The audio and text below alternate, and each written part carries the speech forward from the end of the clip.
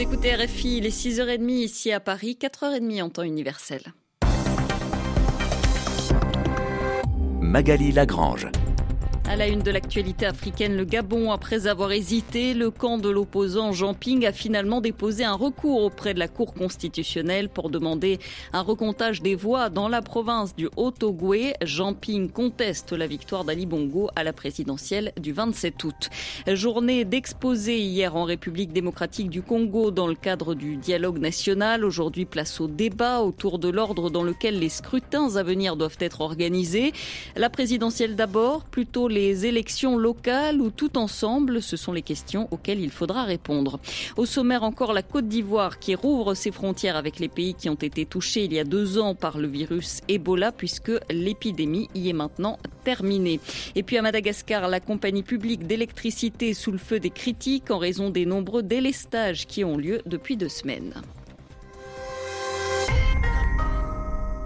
Le camp de l'opposition a donc choisi de déposer un recours auprès de la Cour constitutionnelle au Gabon pour contester les résultats de la présidentielle du 27 août et la victoire du président sortant Ali Bongo avec une très courte avance sur son principal opposant Jean Ping. Le délai légal pour déposer un recours a pris fin hier. L'opposition a hésité jusqu'au dernier moment par manque de confiance, disent les opposants dans les membres de cette cour. Le camp de Jean Ping a finalement choisi de demander un recomptage des voix dans la province du Haut-Ogooué, là où Ali Bongo, le président sortant et vainqueur de cette présidentielle, a obtenu 95% des suffrages avec plus de 99% de participation selon la commission électorale. En revanche, aucun recours n'a été déposé par le pouvoir, Sébastien Nemeth. 2 camps, 2 adversaires et 2 tactiques totalement inverses. Jusqu'à présent, l'opposition avait toujours exigé un recomptage des voix à la commission électorale. Alors que la date limite du dépôt des recours approchait, l'opposition n'en démordait pas. Et finalement, le camp de Jean Ping a sauté le pas et a déposé un recours. C'était un choix tactique, explique un proche de Jean Ping, sans en dire plus. Trajectoire inverse côté pouvoir qui répétait qu'un recours allait être déposé pour contester les résultats de Jean Ping dans certaines localités. Mais finalement, à la dernière minute, le camp présidentiel n'a lancé aucune procédure. Ce n'est pas au vainqueur de déposer un recours, estime Léandrano Ekiki, le porte-parole du PDG. Le bras de fer devrait porter sur les procès-verbaux du Haut-Ogooué. L'opposition en produira 174 sur 297. Le pouvoir devrait dévoiler les siens. Alors comment savoir lesquels sont authentiques ? Il suffira de comparer avec ceux récupérés par les autres candidats, puisqu'ils en reçoivent un dans chaque bureau, explique maître Jean-Rémy Mrantsansa, l'avocat de Jean Ping. Enfin, pour s'assurer de l'impartialité de la Cour, l'opposition demande un recomptage en présence de représentants des 2 camps et d'observateurs étrangers. Le pouvoir, lui, dit qu'il prouvera une tentative de falsification informatique des résultats par l'opposition. Boris Vichit, Sébastien Nemeth, Libreville, RFI. Les 9 juges de la Cour constitutionnelle gabonaise ont maintenant 15 jours pour rendre leur verdict. On attendait aujourd'hui à Libreville, en principe, une délégation de haut niveau de l'Union africaine. Son arrivée avait été annoncée. Sa composition commençait à se dessiner. Elle devait être dirigée par le Tchadien Idriss Déby, président en exercice de l'UA. Mais finalement, la mission n'aura pas lieu, en tout cas pas pour l'instant. Elle est reportée sine die. Le ministre gabonais des Affaires étrangères évoque des raisons d'agenda de certains chefs d'État sollicités. On écoute Franck-Emmanuel Issozé-Ngonde. L'Union africaine s'est prononcée sur la situation post-électorale au Gabon à travers 2 communiqués. Ces communiqués mettaient l'accent sur 2 éléments fondamentaux, l'appel au calme et à l'apaisement et bien sûr la nécessité pour les acteurs politiques, pour les parties prenantes en tout cas, de respecter les voies réglementaires, légales et constitutionnelles appropriées pour formuler leur recours en contestation des résultats électoraux. Le président Déby souhaitait venir accompagné d'un certain nombre de chefs d'État au Gabon pour mener des actions de bons offices. Il se trouve que pour des raisons de calendrier, cette mission a été reportée sine die. Donc nous allons voir, le président de la République, son Excellence Ali Bongo Ondimba, est en contact avec le président Déby et le moment venu, vous serez avisés des dates qui seront retenues pour cette mission. Le ministre gabonais des Affaires étrangères. Une autre crise politique était abordée hier en Tanzanie, à Dar es Salaam. C'est là qu'étaient réunis les pays d'Afrique de l'Est en sommet extraordinaire. Ils ont évoqué la situation au Burundi où la crise perdure depuis près d'1 an et demi, depuis que le président Pierre Nkurunziza a annoncé sa candidature à la présidentielle, qu'il a d'ailleurs remportée. Hier, les participants ont redit leur soutien au processus de dialogue, mais plus un mot sur un éventuel gouvernement d'union nationale, Pierre Pinto. Le facilitateur pour la crise burundaise, nommé par la communauté est-africaine, Benjamin Mkapa, a présenté un rapport sur le dialogue. Un dialogue au point mort depuis des mois, les autorités burundaises refusant toujours de s'asseoir à la même table que le mouvement d'opposition en exil Sénared, qu'elles accusent de compter des terroristes dans ses rangs.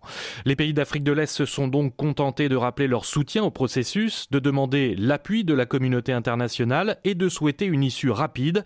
Ils se sont également engagés à apaiser les tensions à la frontière entre le Burundi et le Rwanda, mais sans dire comment exactement. En revanche, il n'a pas été question ce jeudi de la formation d'un gouvernement d'union nationale. Cette option faisait pourtant partie de la feuille de route évoquée par la médiation en juillet dernier, mais en fait personne n'y tient vraiment. Le pouvoir burundais considère que le gouvernement actuel est déjà une équipe suffisamment large et représentative. Les opposants en exil du Sénared rejettent également cette éventualité qui, selon eux, légitimerait le scrutin de 2015 et la réélection de Pierre Nkurunziza, qu'ils contestent. Et à Dar es Salaam, hier, il a aussi été question d'un accord d'échanges commerciaux avec l'Union européenne, dont la signature est reportée de 3 mois, et de la crise au Soudan du Sud. Et à ce propos, un rapport de l'ONU a été publié sur les violents affrontements qui ont éclaté à Djouba, la capitale sud-soudanaise, au mois de juillet. Les experts affirment que les combats entre forces gouvernementales et partisans de l'ex-vice-président Riek Machar ont été dirigés par le haut commandement de l'armée avec l'accord du président Salva Kiir. L'ONU dénombre plus de 300 cas de violences sexuelles commises principalement par des soldats loyalistes à Djouba et contre des femmes fuyant la capitale.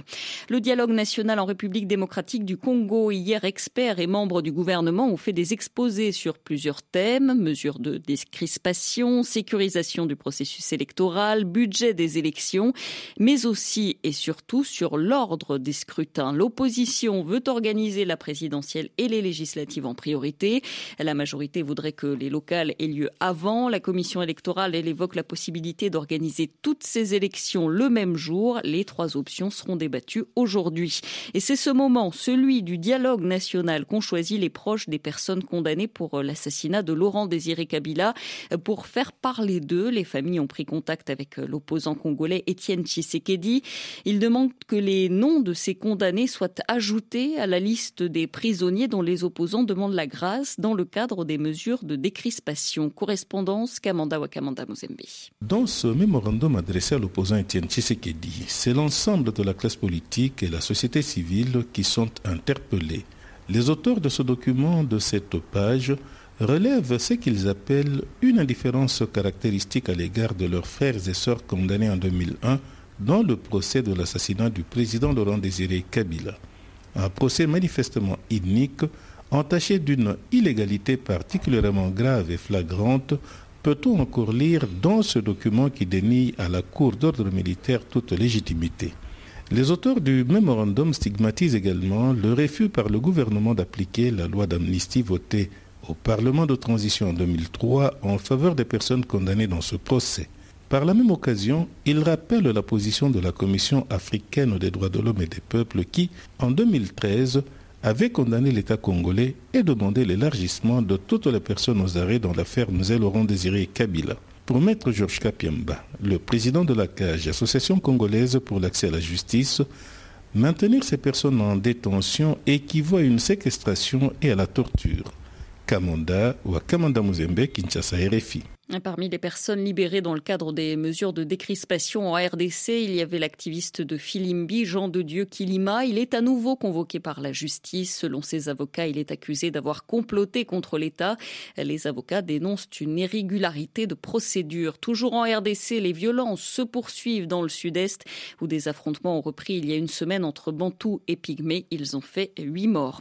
Ces apparitions publiques sont assez rares pour être signalées. Le président algérien était présent présent hier à l'inauguration du nouveau centre international des conférences d'Alger. Abdelaziz Bouteflika, malade et affaibli, était sur son fauteuil roulant. Il a dévoilé une plaque inaugurale à l'entrée du centre. Il a effectué une visite à l'intérieur. Il n'a pas fait de déclaration.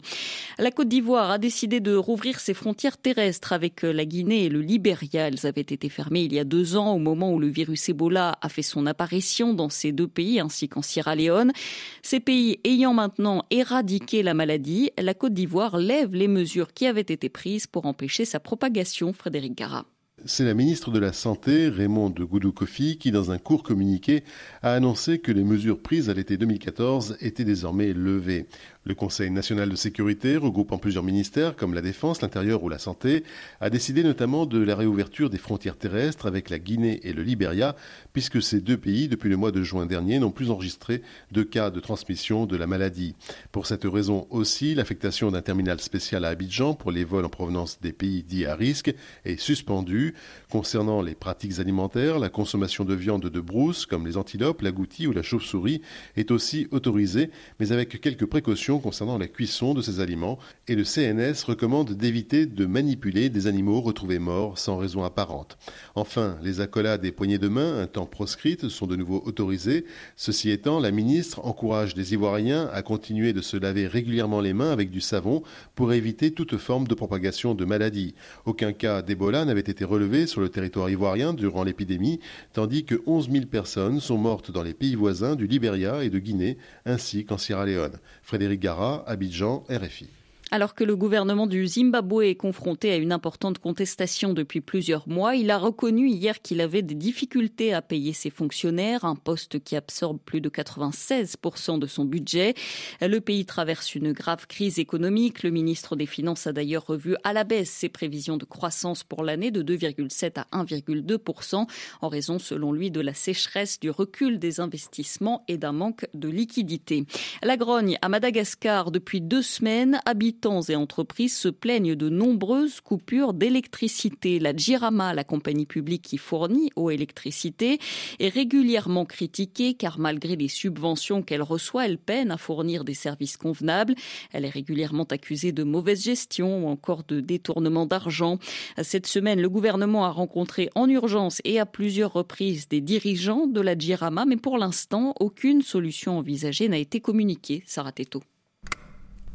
Olga a beau appuyer sur l'interrupteur, aucune lumière ne sort de l'ampoule. Dans notre quartier, c'est presque tous les soirs qu'il y a des délestages, au minimum 45 minutes pile au moment qu'on a besoin d'électricité. Et cerise sur le gâteau, ce mois-ci, sa facture a augmenté de 20%. Sous couvert d'anonymat, un dirigeant de la Jirama explique que ces délestages sont dus à l'augmentation du prix du gasoil. À dépenses égales, l'entreprise achète moins de carburant qu'il y a 3 mois. Alors, pour compenser, on rationne la distribution d'électricité. Christor Anjamiadze est le président national du syndicat SEM à la Jirama. Pour lui, le problème aujourd'hui, ce sont les centrales thermiques trop gourmandes en gasoil.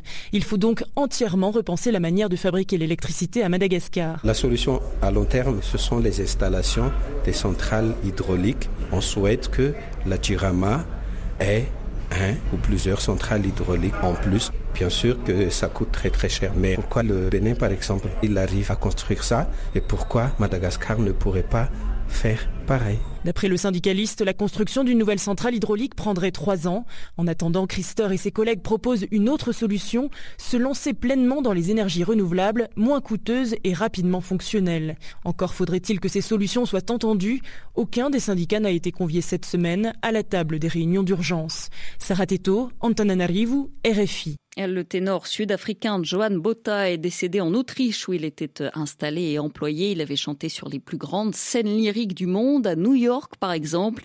Âgé de 51 ans, Johan Botha est mort d'une maladie. Le président sud-africain Jacob Zuma a salué les qualités de cet ambassadeur de l'Afrique du Sud dans le monde en se souvenant de sa voix apaisante et puissante.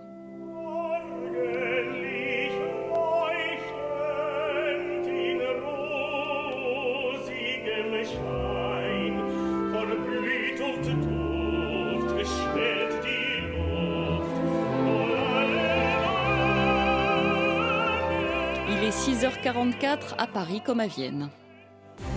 Afrique Matin sur RFI. Magali Lagrange. À suivre dans 5 minutes la revue de presse Afrique. Ce matin, elle sera signée François Mazet avec à la une aujourd'hui la situation au Gabon. Mais avant cela, on retrouve tout de suite notre invité. À 32 ans, son nom et celui de son entreprise sont connus mondialement. Mark Zuckerberg, le PDG de l'énorme machine Facebook, a fait sa première tournée en Afrique la semaine dernière. Un passage par le Nigeria et le Kenya, objectif officiel de son voyage, aller à la rencontre des start-up africaines. Mais le jeune entrepreneur veut aussi connecter 1 milliard de nouveaux internautes sur le continent, et gratuitement, mais pas vraiment, pas totalement, selon l'avocate Julie Owono du bureau Afrique de l'ONG Internet sans frontières. Elle est l'invitée de Christophe Boisbouvier. Julie Owono, bonjour. Bonjour. Pourquoi cette première tournée africaine de Mark Zuckerberg ? Alors, la tournée africaine de Mark Zuckerberg coïncide certainement avec son objectif et son projet actuel qui est celui de participer à la connectivité du prochain milliard d'internautes du monde à travers notamment son service, le service de sa société Free Basics, qu'on appelle aussi internet.org. L'idée de ce service est de fournir Internet gratuitement aux plus démunis de la Terre, ce qui paraît de prime abord excellent et très louable. Pourtant, nous pensons que l'enfer est pavé de bonnes intentions et dans le cas de Free Basics, il y a au moins 2 tromperies sur lesquelles il faut insister. La première, c'est que Facebook ne propose pas un accès gratuit à Internet à travers Free Basics, c'est-à-dire un accès à tout le savoir créé et constitué par l'humanité jusqu'à présent, mais simplement à Facebook, d'une part, et surtout à d'autres sites de base que Facebook aura présélectionnés. La deuxième chose sur laquelle nous pensons qu'il y a tromperie, c'est évidemment la question de la gratuité. Il y a un adage bien connu qui dit que si un produit est gratuit, c'est que c'est vous la marchandise. Et en l'occurrence, effectivement, la question des données personnelles de ceux qui utilisent Free Basics se pose. Quand vous souscrivez ce service-là, vous acceptez que Facebook partage vos données personnelles avec des tiers. Or, on ne sait pas qui sont ces tiers. Tout ceci concourt à dire qu'évidemment, Free Basics n'est pas une bonne aubaine pour les pays africains. Et d'ailleurs, on se souvient que plus tôt cette année, cette même proposition avait été refusée par le gouvernement indien après que celui-ci ait été convaincu par une note des membres de la société civile qui se sont tous accordés à dire que, aussi bien sur le point de la vie privée, dont je parlais tout à l'heure, les données personnelles, que sur la question de la neutralité du net, c'est-à-dire le fait de ne pas choisir quel contenu sera délivré à un utilisateur d'Internet, sur ces 2 points-là, l'entreprise Facebook ne proposait pas un service qui corresponde à l'architecture et à la philosophie d'Internet. Alors, je crois que sur ce fameux produit Free Basic, qui est censé être gratuit, les produits Google comme YouTube ne sont pas gratuits, c'est ça ?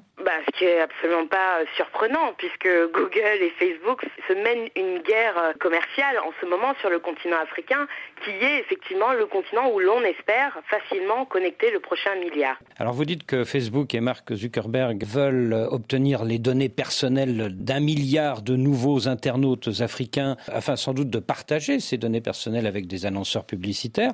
Mais est-ce que Facebook et Zuckerberg ne font pas déjà cela pour des centaines de millions d'Américains et d'Européens? Oui, mais la question en Europe, par exemple, désormais, il y a eu un règlement européen qui prévoit, qui impose à ces entreprises-là, en tout cas ça a été l'objet des discussions, que les données personnelles des Européens soient stockées dans des serveurs qui sont situés dans l'Union européenne. La première chose. Et la deuxième chose, c'est que l'Union européenne impose à ses opérateurs économiques américains de respecter la législation en vigueur sur la protection des données personnelles.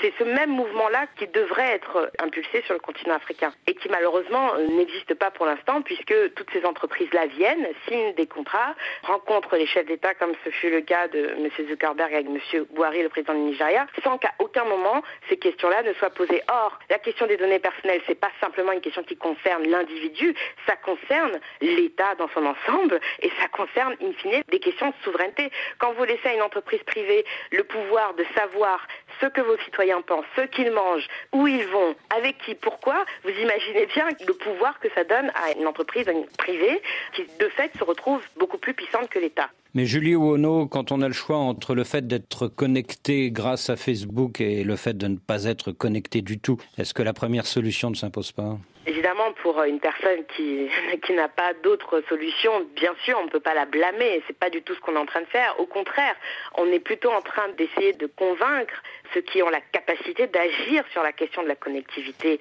en Afrique, puisque c'est de ça véritablement dont il s'agit. C'est vraiment la question de la connectivité de tous les citoyens sur le continent africain, quelle que soit leur situation sociale. Et ça, ce n'est pas de la responsabilité de Facebook. Je suis désolée, ce n'est pas à Facebook d'aller connecter des citoyens en Afrique, comme ce n'est pas à Facebook de le faire en France. C'est à l'État de prendre sa responsabilité, la puissance publique.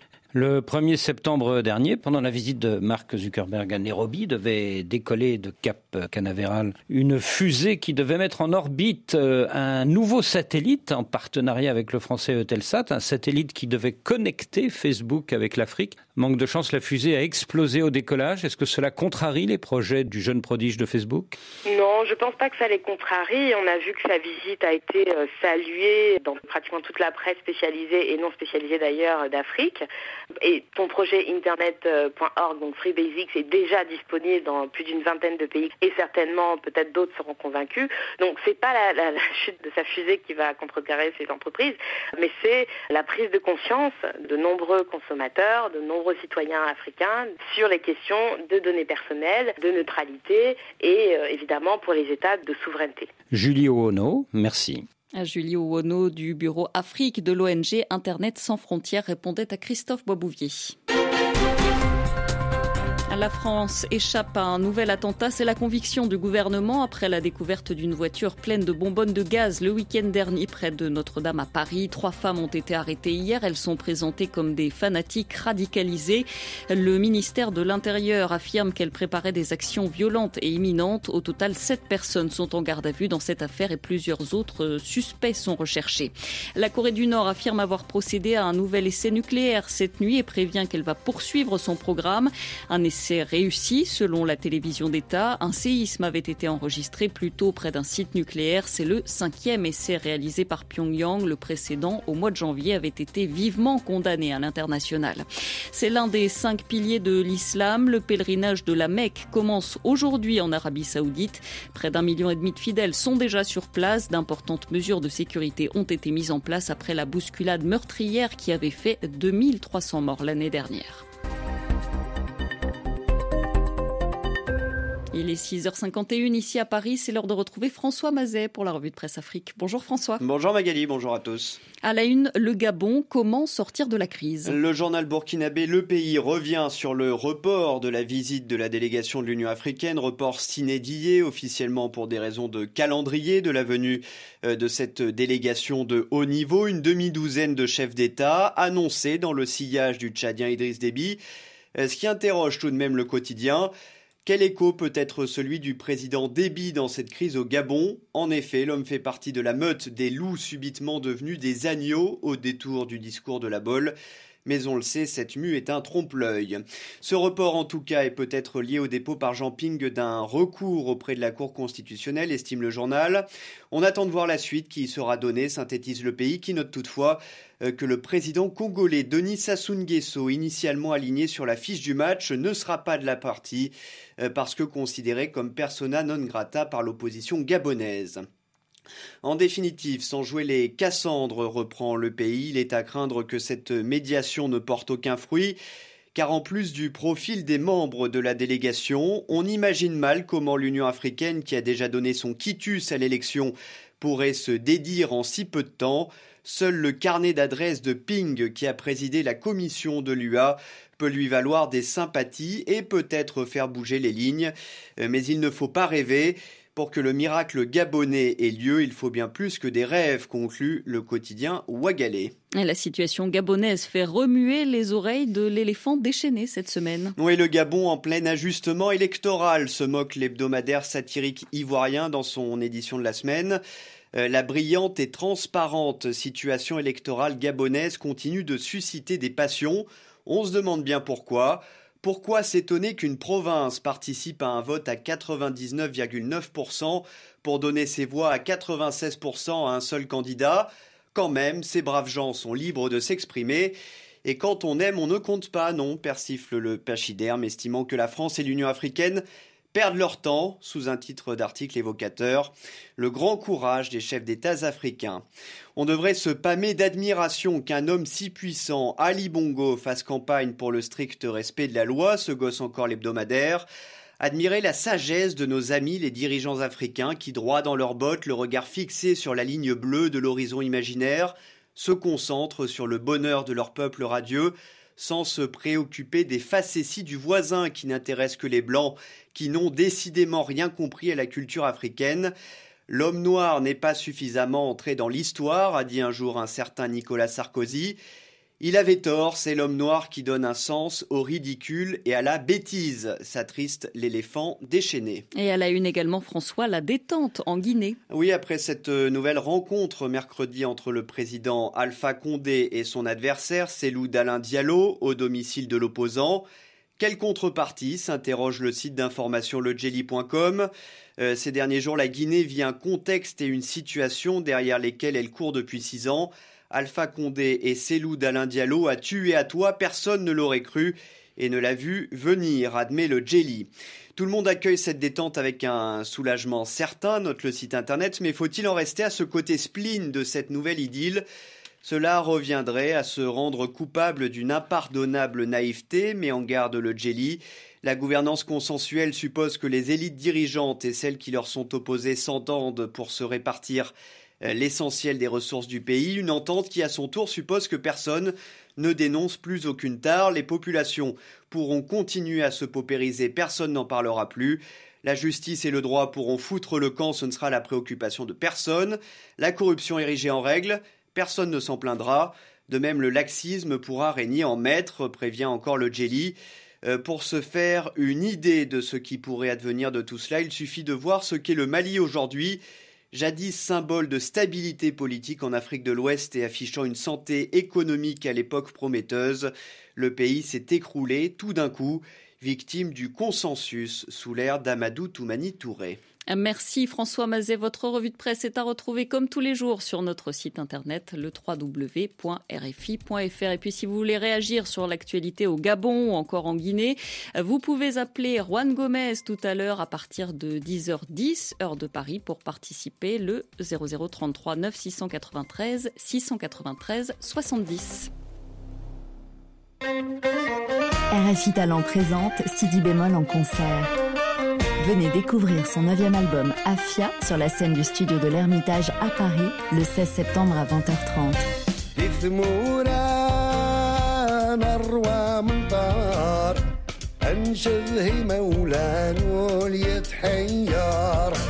Plus d'infos sur www.studio-hermitage.com.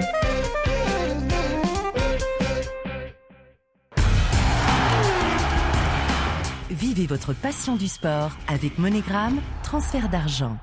Bonjour Alexandre Seban. Bonjour Magali, bonjour à tous. On démarre avec de l'athlétisme et la dernière étape ce soir de la Ligue de Diamant à Bruxelles. 19 jours après la fin des JO de Rio, il est possible que de nouveaux records tombent sur la piste belge. 2 tentatives contre record du monde sont annoncées. Les 2 ambitieux sont des athlètes africains médaillés d'or à Rio. L'Éthiopienne Almaz Ayana sera sur 5000 mètres et le Kenyan Conseslus Kipruto sur 3000.